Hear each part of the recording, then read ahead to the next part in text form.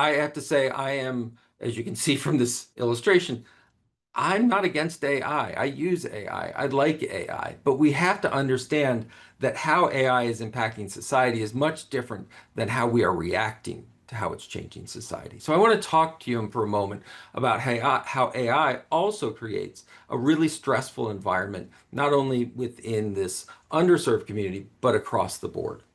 And to do that, we need to talk about corrosive AI. We need to talk about a degradation of trust. We need to talk about the notion that what AI, not just potential, but we are currently seeing, is its rapid deployment is pulling trust from our institutions. Now, AI, it happened long before AI hit the mainstream. We were already seeing on that I-we curve this idea that people were more and more interested in individual rights and capabilities, and so therefore we're becoming much more skeptical of institutions, particularly government institutions. So we were seeing that to begin with, but now we throw into this fire the gasoline of AI that begins to pull trust even further. We're seeing, for example, rapid deployment with limited testing of these systems. We're seeing systems being put out there with very few guards. Sora 2, OpenAI's latest text-to-video generation system, when it was first deployed, allowed you to make lots and lots of videos with Martin Luther King Jr. doing whatever the hell you wanted him to do or to say. We saw public figures, celebrities, etc. And it wasn't until there was this sort of outcry that said, wait a minute, this is not cool, that OpenAI began to put in more guardrails. We see this on a regular basis, that this race between Google and Meta and OpenAI and Microsoft and whatever to get the latest model out, to get the latest attention, is going at such a rapid pace that they're putting out dangerous product. They're putting out things without controls. And even the controls that they then add in later are being done at a high cost to society. We're seeing gig workers in Venezuela, gig workers in Africa that are being paid pennies to look at the most horrific products of human intervention, human imagination, and human behavior so that they can farm out destructive information. Right? The bigger effect, though, is once these systems go out, and they're really good at generating human-like text, of creating images, of creating video, etc., that we're seeing this introduction of skepticism into media.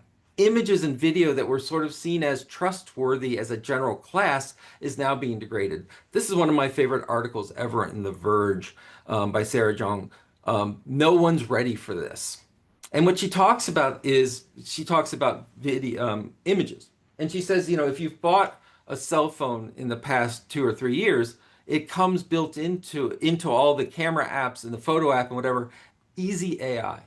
So that you can take an image and you can say, oh, I don't want that in the background to make it disappear. Or, oh, I forgot to add my brother. I can click here and it'll add it.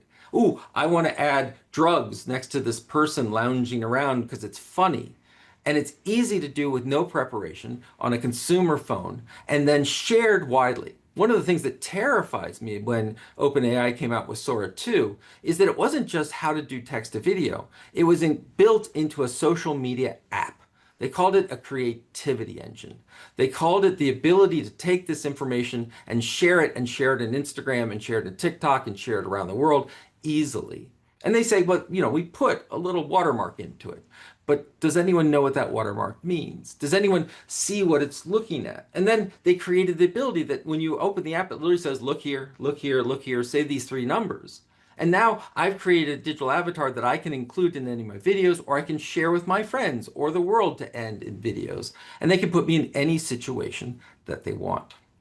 And so what this means is that we have created this plausibility dismissal of scandal. And we saw this recently with a inspector general nominee who we found racist and Nazi tweets. And he said, oh, didn't actually deny it, but said, oh, AI is everywhere and you can do anything. We've seen our president do it. We've seen everyone do it on multiple parties that simply say, oh, if I don't like it, if I don't want to be seen, if I don't agree, it's AI. And that was hilarious 2 years ago. And now it absolutely could be AI. It absolutely is the idea that suddenly we can break down trust in things that we used to, oh, show me the picture, show me the video, and suddenly we can't necessarily trust it. And as I was saying, that degrades trust within society at large. It creates this mechanism of doubt that is in everything we look at. And for libraries, it creates an interesting conflicted mission. It creates this idea that on one hand, we want to provide a tool and use this as a way. We know that, for example, AI and generative AI is extraordinarily useful in the disabilities community and accessibility to create images to text for description for those with visual impairments. We see the idea of transcription of vocal words into text for those with hearing impairments. So we see a lot of great advantages to it, but at the same time, we're seeing our authors and we're seeing our artists feel like they have been taken to town, that their information has been stolen to train up these systems, and that's still in a legal, interesting area.